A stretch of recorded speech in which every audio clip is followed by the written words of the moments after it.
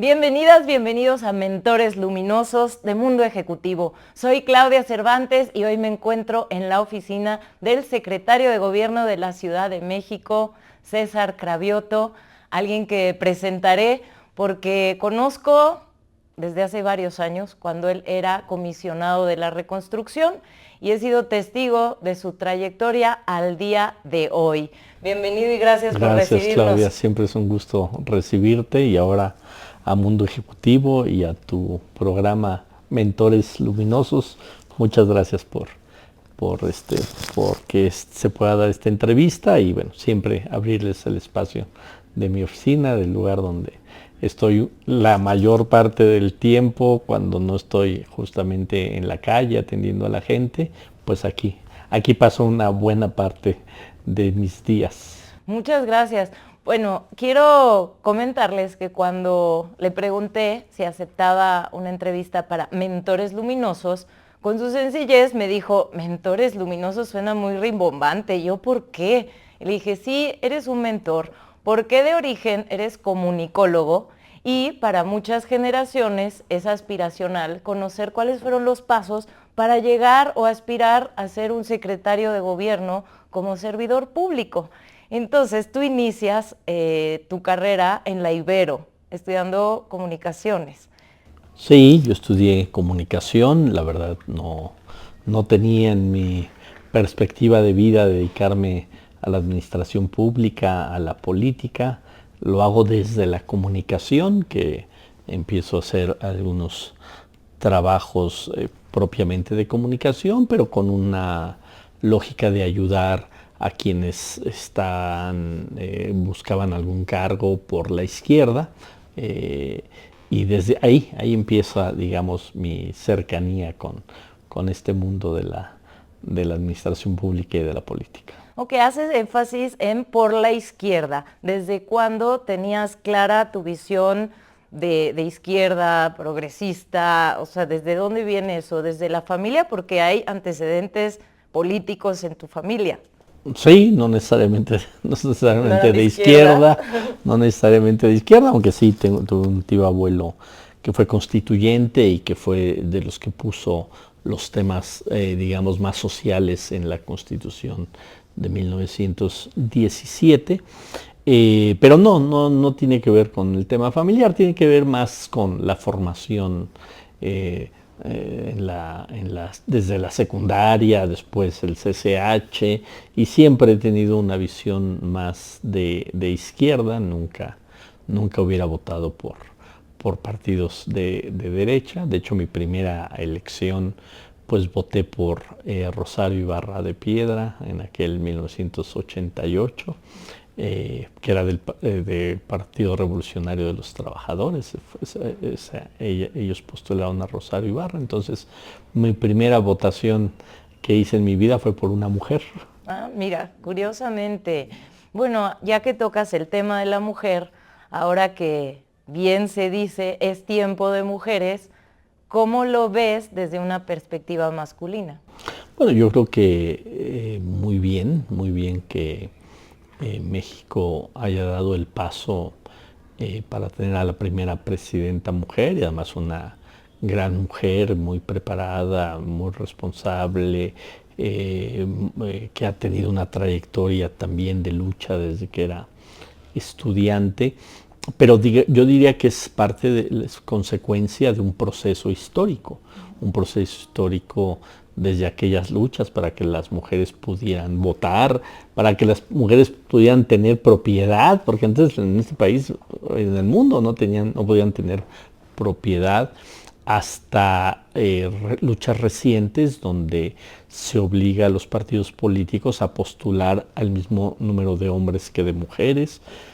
Nosotros en el 2015 que irrumpió Morena en el escenario político, yo me acuerdo que teníamos 20 diputados en el Congreso de la Ciudad, yo era el coordinador, pues 9 eran mujeres, éramos el grupo que en porcentaje, bueno, y en número teníamos más mujeres, y después ya cuando se gana la elección del 2018, pues un gabinete paritario del presidente López Obrador. Aquí en la Ciudad de México, cuando fue jefa de gobierno, la hoy presidenta también tuvo un gabinete paritario, y el Congreso del 2018 fue el primer Congreso completamente paritario. Yo recuerdo que fui delegado político en varios estados, por ejemplo en Oaxaca, y había compañeros que me decían, ¿cómo que nos tocó en este municipio postular mujer? Aquí no hay mujeres.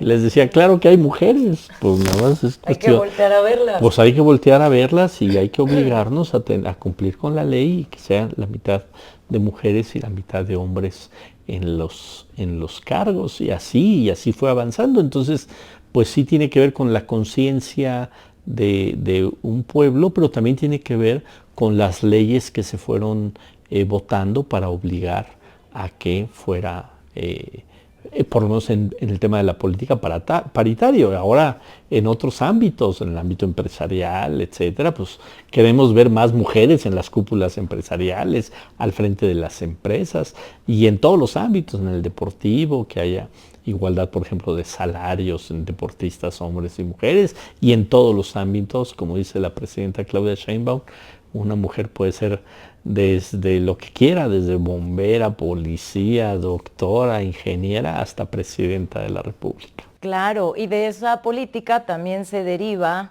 otra, que es la atención a los cuidados, ¿no? Porque antes la mujer era por excelencia la cuidadora, pero ahora se le remunera.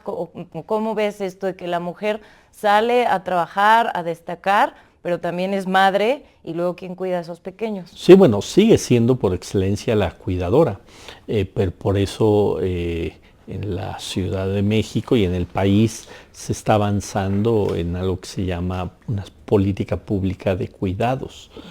Aquí la jefa de gobierno, Clara Brugada, que es otra gran mujer que ha tenido una gran trayectoria, está impulsando una ley del sistema público de cuidados, que es el Estado cuidar a quien cuida, cuidar a quien cuida. Entonces, desde cuidarla, que ahí tengan espacios para la propia contención, hasta cuidarla para que puedan ir a un lugar y puedan comprar comida, por ejemplo, a precios muy accesibles, y digamos que 2 veces a la semana pues ya no tengan que guisar, hasta cuidarlas a que mientras hacen ejercicio puedan estar también por precio muy módico, tener lavadoras públicas para que puedan lavar la ropa, hasta darles un masaje.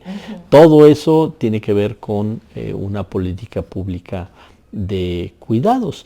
Y también tiene que ver con políticas que vienen de más atrás, que si bien algunas de ellas son universales, pero en realidad el foco es un poco más hacia las mujeres. Por ejemplo, el programa de la pensión alimentaria a las y los adultos mayores.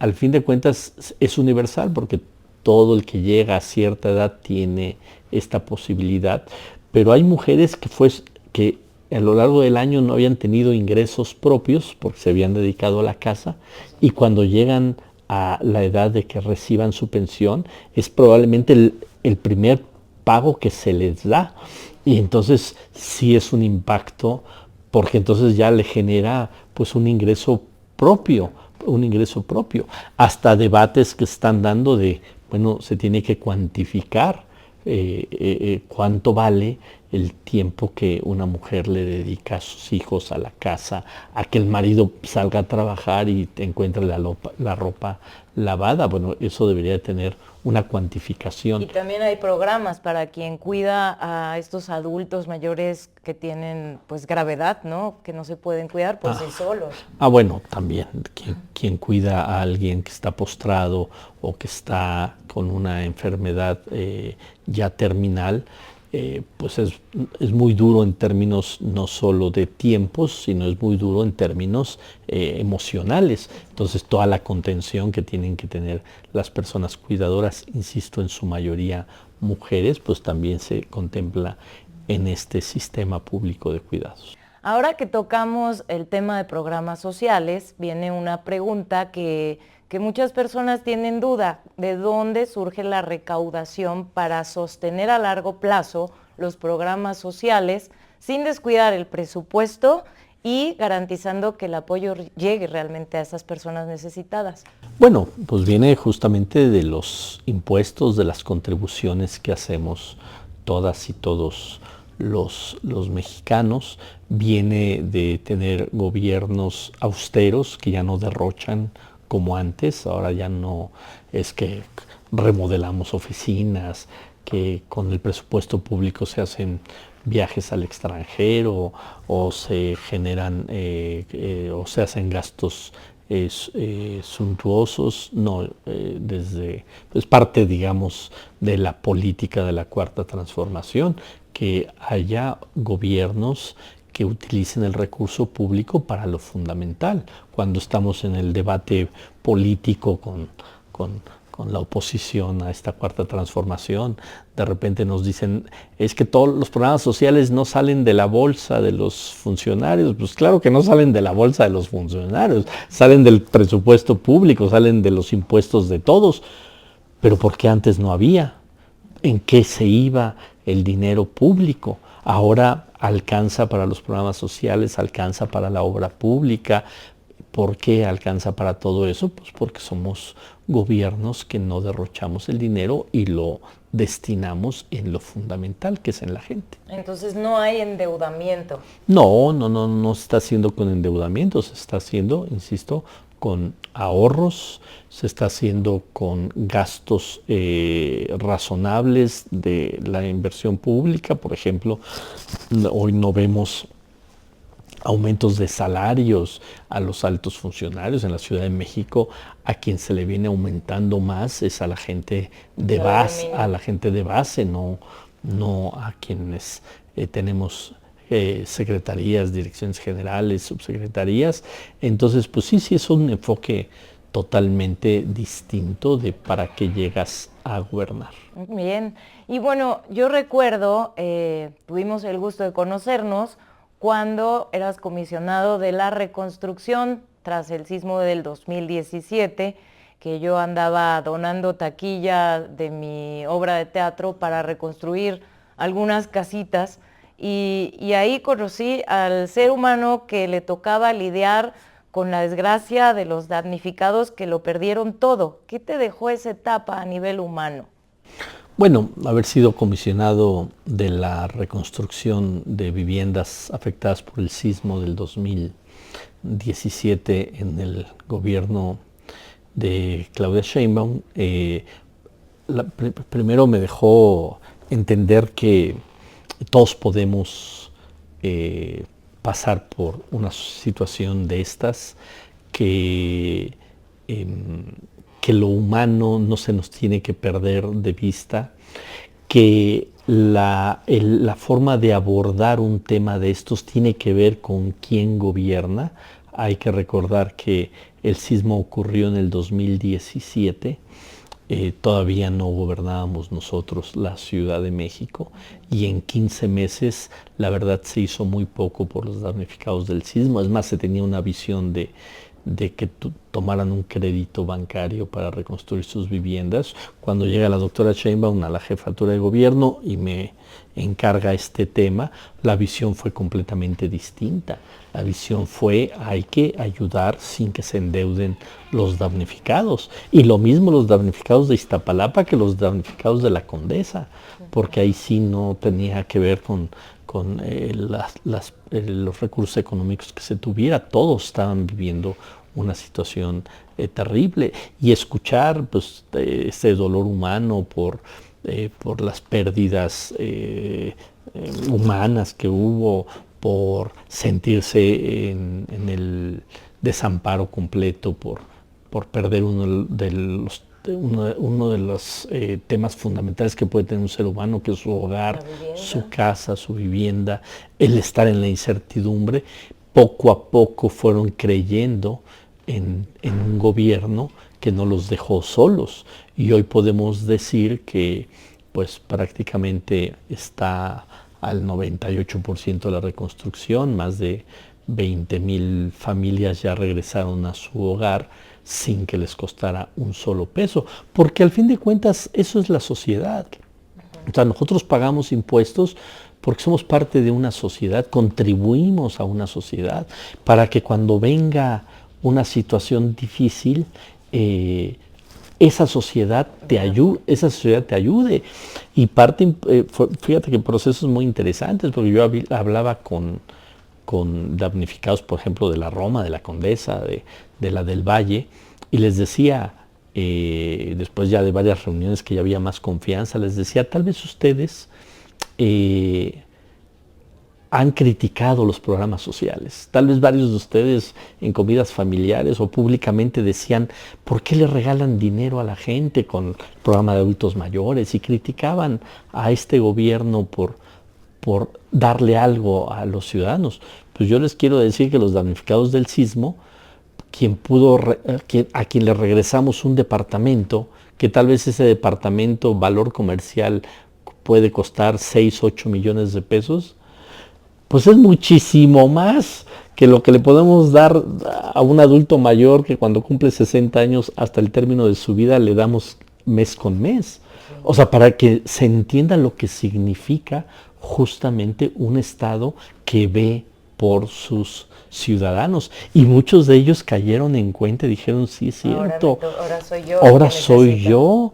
Entonces, ¿por qué criticar que estamos ayudando a la gente que lo necesita más, y más un adulto mayor que ya dio su vida, que ya está en los últimos años de su vida? Pues ¿por qué no? La sociedad en su conjunto pues le da un apoyo para que pasen el resto de su vida por lo menos con un ingreso mínimo. Claro, yo lo que he escuchado es que muchas familias dejan ya de trabajar porque reúnen entre todos los apoyos una gran cantidad de dinero.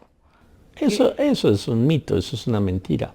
O sea, nadie deja de trabajar por recibir un apoyo social. Dice la jefa de gobierno, el mejor programa social es un empleo. Y es verdad, Ahora que vemos las cifras de cuánta gente salió de la pobreza en el sexenio anterior que encabezó el presidente López Obrador, 13 millones de personas dejaron la pobreza extrema.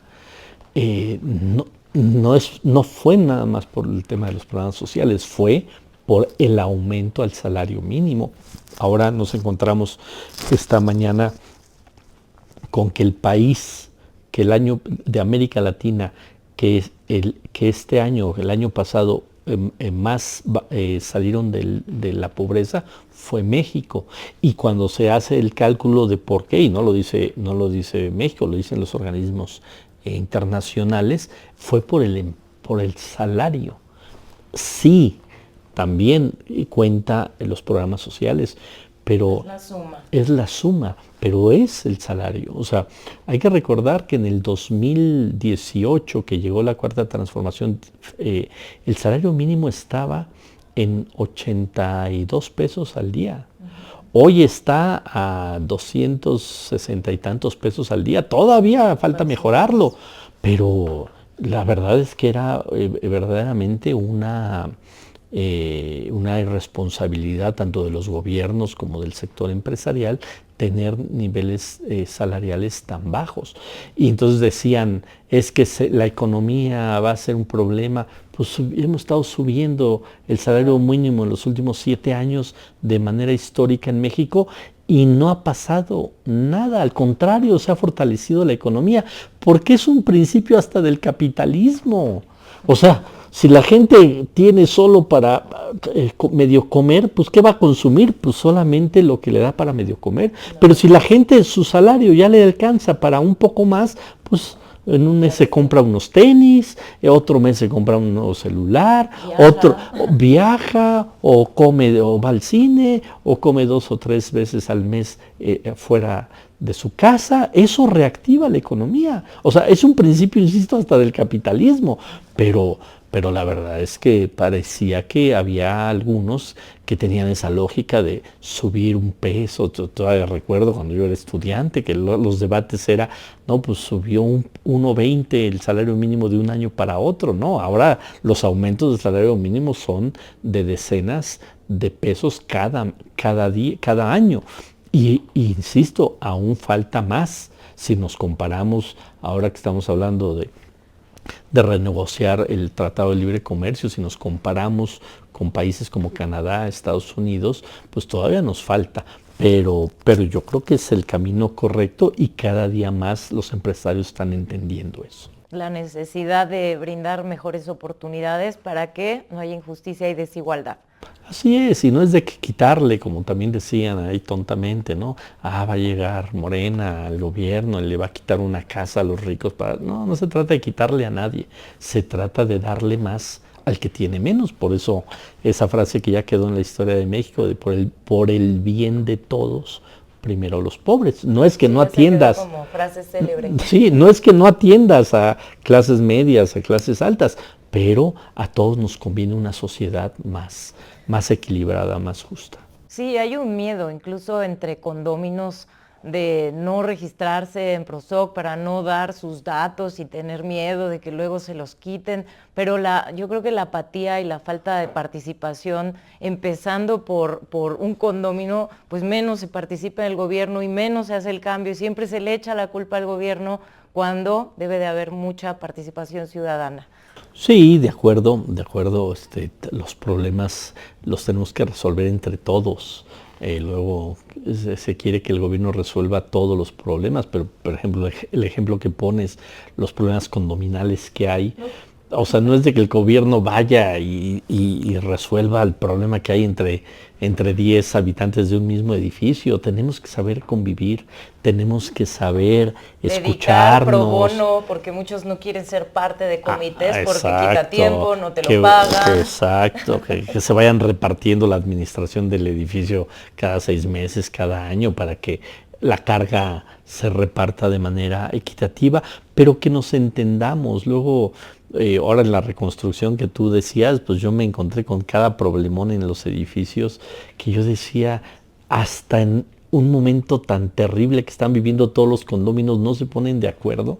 Es muy difícil. Entonces, no, tenemos que aprender a convivir en comunidad, tenemos que aprender a decir, a ver, si yo no pago el mantenimiento del edificio, ¿cómo puedo exigir que haya un vigilante? ¿Cómo puedo exigir que haya un vigilante o cómo puedo, afecta porque no le damos el mantenimiento al edificio, que es nuestra inversión, y que en un tema como un sismo, esos edificios mal mantenidos, pues fueron los que tuvieron problemas? O llega alguien, compra un departamento ya construido y lo primero que hace es tira muros y está generando un problema para la estructura no de su departamento, del edificio en su conjunto. Entonces tenemos que aprender a convivir porque en comunidad, porque cada vez más la gente vive en edificios. Ciudades verticales, contenidos verticales. Sí, o en régimen de condominio. Entonces, pues sí, tenemos que no ver en lo individual, sino aprender a ver en lo colectivo. Eso es un gran mensaje.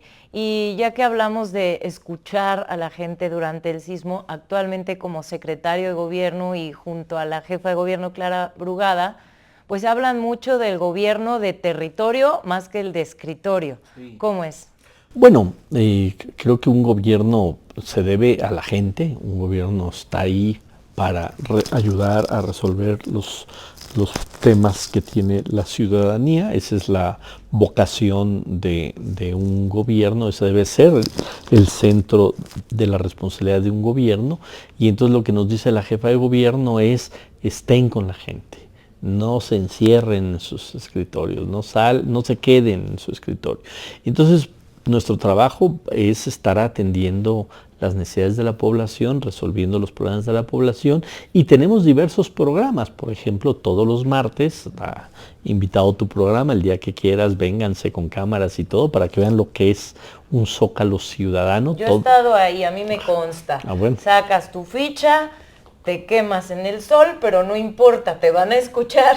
Te van a escuchar, pero eso es impresionante. Imagínate que una persona tenga un tema de salud, un tema con un programa social, un tema de que quieran mejorar su vivienda. O traer una propuesta. O traer una propuesta. Esa persona, en el ejemplo que estoy poniendo, pueden en una tarde ver al la secretaria de Salud, a la secretaria de Desarrollo Social, al secretario de Vivienda en una tarde. Sí, hay muchas personas ahí atendiéndote, escuchándote para ver a qué área canalizarte de acuerdo a tu necesidad. Y viene de todo tipo de personas, muchas con mucha angustia, hasta los asesores se exponen porque, o sea, a mí me tocó ver situaciones de gente muy enojada, otros muy agradecidos, entre unos rebotando ideas mientras la fila de espera con el turno. Vale la pena venir al Zócalo Ciudadano los martes porque te das cuenta de una realidad de lo que se vive en la ciudad. Y hay otro programa muy bueno que es el Casa por Casa. Ahí sí ni siquiera tienen que venir al Zócalo. Nosotros vamos a una colonia a la semana, encabezadas por la jefa de gobierno, y les tocamos. Entonces imagínate el impacto para un ciudadano que tocan la puerta, abres y es la jefa de gobierno diciéndote qué necesitas.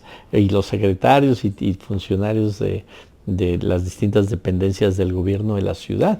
Y no es que vamos un día, se quedan las dependencias hasta que se resuelven los temas que nos plantea la gente. ¿Cómo hace César Cravioto para blindar su corazón ante tantos casos de necesidad que se ven? Uno camina por el centro para venir aquí a la oficina y ves de todo. Gente en la calle cantando maravilloso, tocando un instrumento, gente en silla de ruedas sin piernas, gente con su puesto, tiendas muy bien puestas. O sea, hay un contraste impresionante, pero de repente ver tanta necesidad y que te pidan ayuda, ¿cómo ser sensible y no volverte frío ante la costumbre de ver diario la necesidad? Bueno, primero atendiendo, siendo empático, canalizando, dándole seguimiento a que las peticiones de la gente se vayan resolviendo. Pero tú dices, ¿cómo blindas tu corazón a ello? No, al contrario. ¿Para no verte deprimido de ver tanta necesidad o cómo? Al contrario, Claudia, es muy enriquecedor saber que tu trabajo es ayudarle al prójimo. Malo sería que viera esa realidad y que no tuviera forma de ayudar. Pues tenemos forma de ayudar porque por eso estamos aquí, ¿no? Entonces, al revés, todos los días yo me enriquezco mucho. Es una oportunidad. Pues es una oportunidad y me enriquezco mucho porque un día le resolviste a uno, otro día le resolviste a otro y ahí vamos avanzando, atendiendo a la gente y resolviendo los problemas de la gente. Mira, los problemas nunca terminan. No hay sociedad perfecta, no hay gobierno perfecto, no hay organización social perfecta, comunidad perfecta, pero yo creo que vamos por el camino correcto para hacer de este país y de esta ciudad más justa, más equitativa, y eso alimenta el alma. ¿Cuáles serían los 3 retos principales para la ciudad? Movilidad, inseguridad, ¿cuál? Pobreza. Pues ahí están 3, mira, tú conoces bien la ciudad, ¿no? Son 3 temas fundamentales para la ciudad, el tema de la movilidad. Hay un término que ahora se usa que se llama pobreza de tiempo. Por ejemplo, el tema de la movilidad es muy importante. Cada cablebús que hacemos, por ejemplo, el cablebús de Cuautepec, a la gente le liberamos hora 40 todos los días. Esa hora 40 es vida. Esa hora 40 que antes la gente bajaba de Cuautepec a Indios Verdes, con el cablebús se la regalamos a la gente. Claro, porque viven muy lejos a veces de donde tienen la oportunidad laboral. Ajá. Y entonces pues no se quedan en su zona porque ahí no tienen quizá la oportunidad de generar más ingresos. Entonces les va la vida en el transporte. Sí, entonces por ejemplo, esa gente que tiene hora 40 desde que existe el cablebús en Cuautepec, es un regalo para ellos porque ¿qué se lo dedican? Se lo pueden dedicar a estudiar, a estar más con su familia, a hacer ejercicio, a lo que quiera. A dormir, a descansar, Sí. exacto. Entonces, el tema de la movilidad es un tema muy importante. Estamos invirtiendo en más líneas de cablebús, en más líneas de metrobús, en mejorar el metro, que Para que no haya desgracias. para que no haya desgracias, ¿no? Y para que sea más eficiente. El tema de la seguridad, por supuesto, que es un tema que siempre es de los más importantes para la ciudadanía. La verdad es que los números en los delitos siguen a la baja, aunque la percepción la tenemos que trabajar más en ello.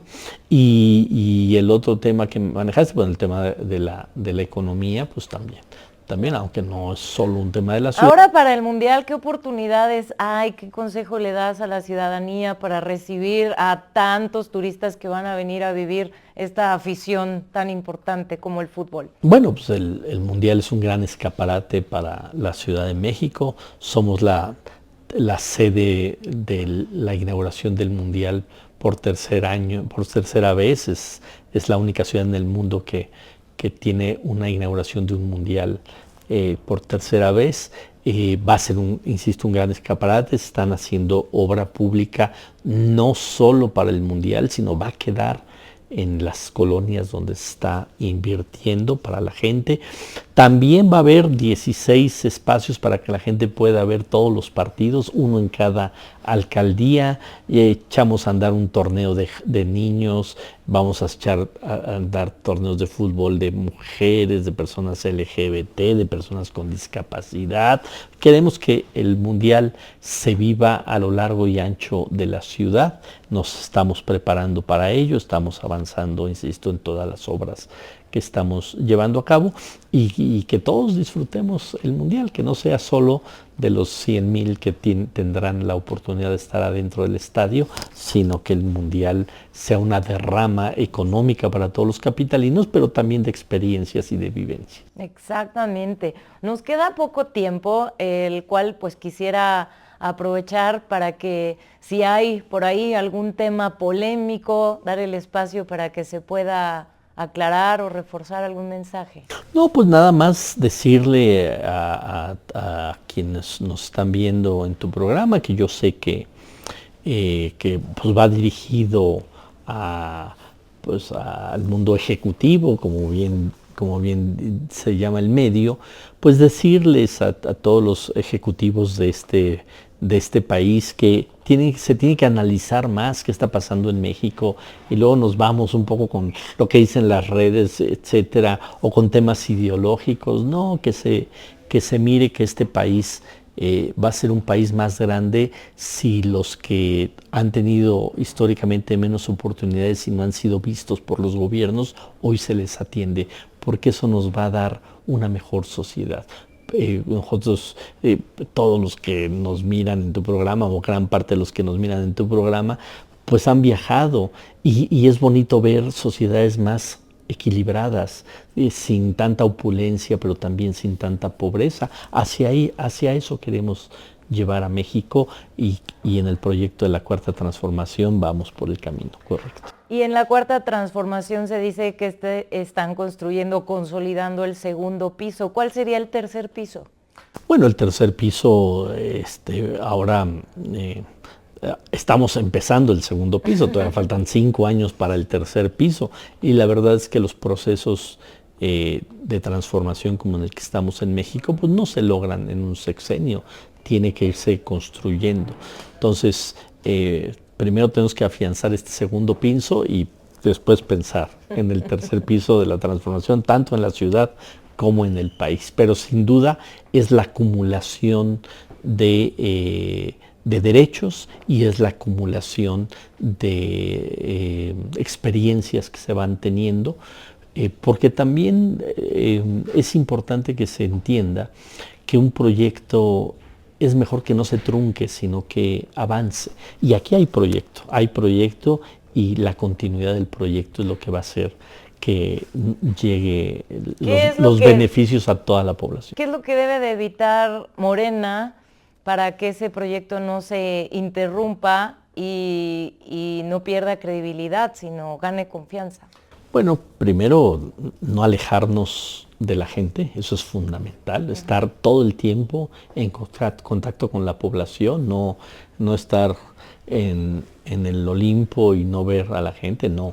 La gente, siempre atender las necesidades de la gente, no caer en corrupción, por supuesto, no regresar al derroche de ninguna manera. Yo creo que estando cerca de la gente es lo que nos va a permitir tener la sensibilidad para seguir gobernando, no para beneficio personal, sino para beneficio colectivo.